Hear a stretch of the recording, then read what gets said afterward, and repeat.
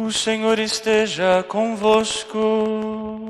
Ele está no meio de nós. Proclamação do Evangelho de Jesus Cristo, segundo João.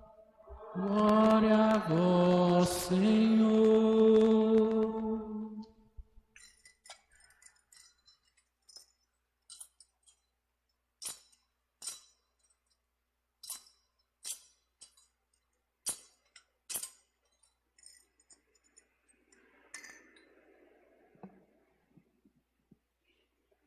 Ao anoitecer daquele dia, o primeiro da semana, estando fechadas, por medo dos judeus, as portas do lugar onde os discípulos se encontravam, Jesus entrou e, pondo-se no meio deles, disse: "A paz esteja convosco."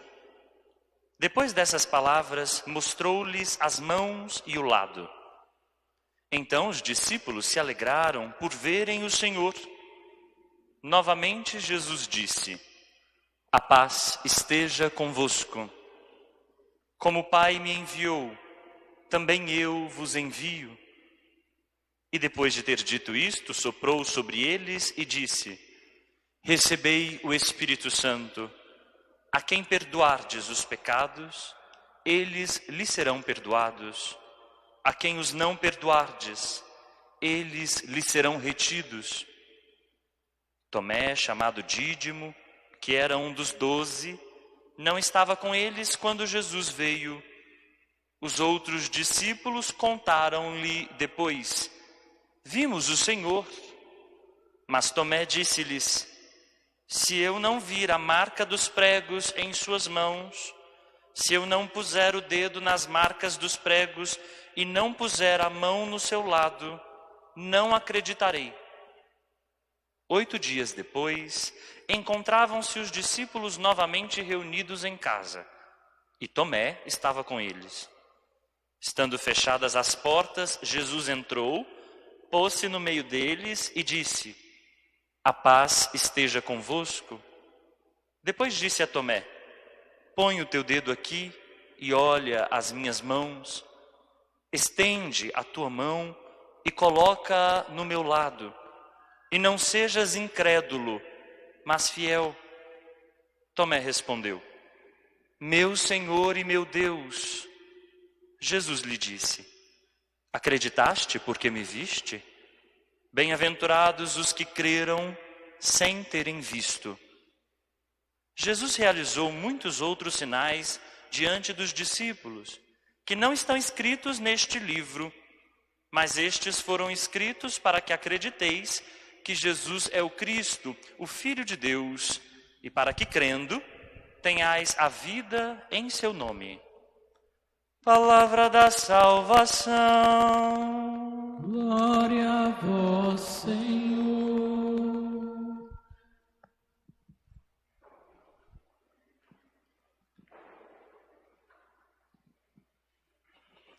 Caríssimos irmãos, caríssimas irmãs, vocês também que nos acompanham pelo canal no YouTube ou pelo Facebook. Ter dúvida, quem nunca teve? Dúvidas fazem parte da vida. Diante de uma escolha, de uma decisão fundamental, nós muitas vezes experimentamos dúvida. Diante de que caminho tomar, ou de que caminho retomar, de que rota pegar, ou de como recalcular a rota, a gente experimenta dúvida. A gente experimenta dúvida também diante dos nossos desejos. Uma vida inteira a gente passa relançando os nossos desejos. Afinal, o que quero eu? O que quero fazer da minha vida? Muitas vezes a dúvida se dá diante daquilo mesmo que a gente é. A gente se pergunta: o que é que eu sou, afinal? A gente está sempre sob questão. A vida nos apresenta questões. As circunstâncias da vida nos apresentam infindáveis incertezas. Quem nunca experimentou dúvida? Não vamos rechaçar a dúvida, porque a dúvida é fundamental para a vida. Sem ela, a gente não refletiria. Sem a dúvida, de dentro das nossas crises, nós não conseguiríamos pensar nem escolher. Geralmente, a gente imagina a fé como uma âncora. Eu imagino que todos vocês já viram essa imagem. Fé é uma âncora. Mas eu penso que essa imagem é muito infeliz. Porque uma âncora a gente lança num lugar para não sair do lugar. E a fé é exatamente o oposto. Ela está mais parecida com um vento que sopra e nos põe em movimento. A fé está muito próxima da dúvida.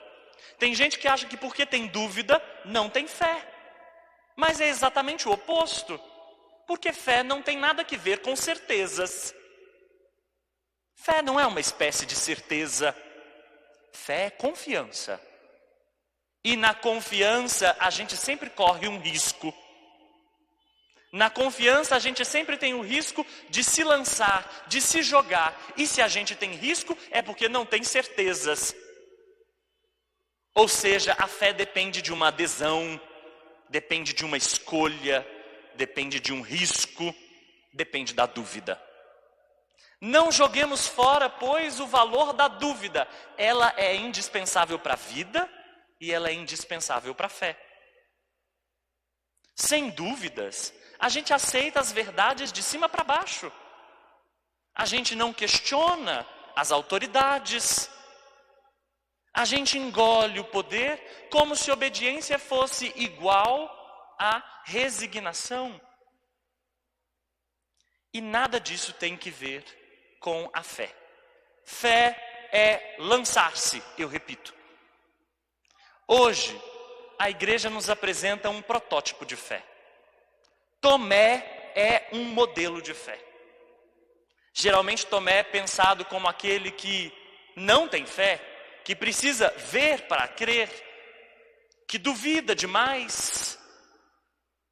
E a gente se esquece do valor desse discípulo. Na realidade, trata-se de um discípulo fiel, corajoso. Basta atentar-se àquilo que o Evangelho diz. O Evangelho diz bem: todos os discípulos estão fechados por causa do medo. Mataram o mestre. Pregaram sua vida, seu corpo, melhor dizendo, numa cruz. Madalena já experimentou o ressuscitado. Ela já veio até os discípulos e disse: eu vi o Senhor. Os discípulos agora estão reunidos por causa do anúncio daquela mulher. Eles já formam comunidade uma vez mais, mas eles estão fechados. Portas e janelas. O medo tomou conta. Se fizeram algo com um mestre tão cruel, o que não podem fazer com eles? Eles têm medo da perseguição. E é neste exato momento que, reunidos por causa do medo, Jesus se põe no meio deles. No meio, Jesus Cristo deve estar sempre no centro. Esse é o lugar do Cristo, o centro da comunidade. A comunidade dos discípulos do ressuscitado deve ser como? Como deve ser a igreja? A igreja deve ser corajosa, capaz de anúncio, capaz de testemunho, capaz de profetismo, não amedrontada. Como deve ser a igreja? Em missão, não trancafiada no medo, acomodada. Como deve ser a igreja? Tomada pela paz do Cristo, não desencorajada. E é tudo isso que o Cristo vai fazer a igreja ser. Ele se põe no meio, sopra sobre eles e diz: a paz esteja convosco. O medo sai quando a paz entra. A paz de Jesus enche a comunidade mais uma vez. Se os discípulos estão reunidos por causa do medo e Tomé não está no meio deles, é óbvio que a gente pode entender que Tomé é o único discípulo que não tem medo. É o único que tem coragem. o único capaz de não se fechar. Foi ele que disse há alguns capítulos atrás que quando o mestre fosse morrer, ele ia com ele. Esse discípulo, de fato, é corajoso. E quando todos os outros lhe dizem, vimos o Senhor, é óbvio que ele não vai acreditar. Que anúncio uma comunidade amedrontada pode fazer? Que anúncio convence quando a comunidade está estremecida com medo da perseguição? Uma igreja que fica em cima do muro? Uma igreja que não toma partido dos que sofrem? Uma igreja que não está ao lado daqueles que morrem? Esta igreja não tem nada a ver com a igreja de Jesus. E agora eles falam, vimos o Senhor? Estão vendo que não é todo anúncio que convence? Não é porque a gente disse assim, vimos o Senhor, que isso chega nos corações de todo mundo? Não chega.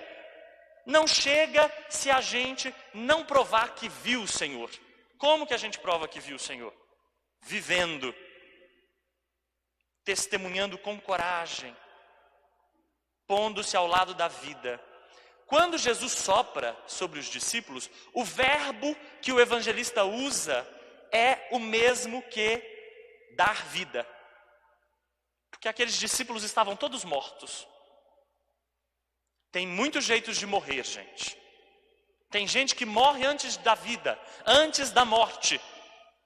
Tem gente que morre antes de viver, sim, de experimentar a vida. Esses discípulos estão mortos. Tomé não pode acreditar. Só quando eu vir, quando eu tocar, aí sim eu crerei. Quer dizer que Tomé também quer fazer uma experiência pessoal com Jesus. Não é suficiente que a gente fique com a experiência dos outros. Muito cuidado. Você recebeu catequese? Ótimo, parabéns para você. Se ouviu os pais, os avós falarem de Jesus? Parabéns para você. Isso é bom, mas não é tudo. Porque é ainda preciso fazer uma experiência do Cristo pessoal, intransferível, que ninguém faz no nosso lugar. Que consiste em estar com Jesus, tocar suas mãos, tocar o seu lado. Ora, padre, então a gente não vai fazer essa experiência nunca. Porque a gente nunca vai tocar o mestre. Tudo isso tem um simbolismo muito forte. As mãos de Jesus representam o seu serviço. São importantes essas mãos por causa do que elas fizeram. Elas trazem chagas que já não são mais sinal da dor. Mostram que Jesus foi pregado na cruz, mas mostram toda a vida doada de Jesus, que foi parar justamente no alto da cruz. Então, tocar as mãos de Jesus é servir como Jesus serviu, estender a mão, dar a mão para levantar quem precisa, abrir a mão solidariamente em favor dos outros. Ou seja, é preciso entender o que são as mãos de Jesus. E o lado é o lugar onde fica o coração, o amor derramado de Jesus. Portanto, compreender o que é o amor de Jesus. É assim que a gente toca o mestre. É assim que a gente experimenta o mestre. Tomé queria isto. Tomé queria essa experiência pessoal. E a pergunta que fica então é essa. Você já fez a sua experiência pessoal com Jesus? Ou você parou na catequese? Ou você parou com o ensinamento do pai, da mãe, do avô, da avó? Já fez uma experiência de estar próximo de Jesus e sentir que sua vida irradia vida, te põe de pé? Quando Tomé toca finalmente as mãos e o lado de Jesus, a gente escuta a maior confissão de fé de todos os evangelhos. De todos. Jesus já foi chamado de profeta, de filho de Deus, de Cristo, mas de Deus é só Tomé que chama. Meu Senhor e meu Deus. Essa confissão a gente só escuta na boca de Tomé.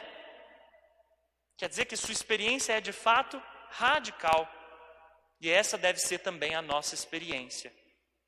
Depois, o Evangelho de João corrige a comunidade, porque a comunidade estava exigindo provas da ressurreição. E aí o Evangelho diz: bem-aventurados são os que acreditam sem precisar ver. Porque a visão que a gente precisa ter é outra. O toque que a gente precisa ter é outro. Essas palavras João dirige à comunidade. Paremos de querer provas. É preciso ver Jesus e tocar Jesus na experiência da comunidade, essa experiência, na experiência de estar junto com os sofridos, na experiência de copiar as mãos de Jesus, de seguir o que fazem as mãos de Jesus, e de também abrir o nosso lado em doação de amor em favor dos outros. Isso deve ser a igreja, não outra coisa. Nesse domingo da misericórdia, a gente aprende que o retrato da igreja deve ser esse, e não outro. O retrato de uma igreja misericordiosa, que perdoa, que abre as portas, que se dirige com amor a todos, que sopra paz sobre os outros, que doa vida por onde passa. E essa igreja é a gente. Agora eu quero fazer uma correção rápida. Muito cuidado, porque há uma interpretação muito cínica desse evangelho, exatamente nesse momento complicado que a gente está vivendo de pandemia. Porque nós, muitas vezes, precisamos fechar as portas, não por medo, mas por causa da defesa da vida. E muitos cínicos dizem que nós estamos fechando por causa do medo e que a gente deveria abrir, portanto. Cuidado com esse tipo de interpretação, porque ela, na verdade, distorce o Evangelho. Na segunda aparição de Jesus nesse Evangelho, inclusive, os discípulos estavam fechados, mas não se repete a ideia do medo. O que a gente precisa vencer é, de fato, o medo que paralisa e o medo da perseguição, sobretudo. Uma igreja que tem medo da perseguição sempre fica acomodada. Uma igreja que tem medo de ser perseguida não fala quando precisa falar. Se põe omissa diante dos poderes de morte. Como é que ela recebe vida de Jesus para depois guardar essa vida e não distribuí-la? Como é que ela recebe vida de Jesus para depois não defender a vida? Como é que ela recebe vida de Jesus e se cala diante dos mercadores da morte? Não tem como. Não pode fazer isso. Tem muito Tomé por aí. Mas Tomé no péssimo sentido. Tomé no sentido de que nem vendo, crê. Pode tocar, pode ver, de tudo quanto é modo, está vendo o que está acontecendo, está vendo morte, a revelia, está vendo injustiça, corrupção, está vendo tudo aquilo que faz o povo sofrer, vê, toca, sofre, mas ainda não acredita. Muito cuidado para não ser esse tipo de Tomé. O Tomé que tem fé e diz: meu Senhor e meu Deus, esse seria bom que a gente fosse. Amém.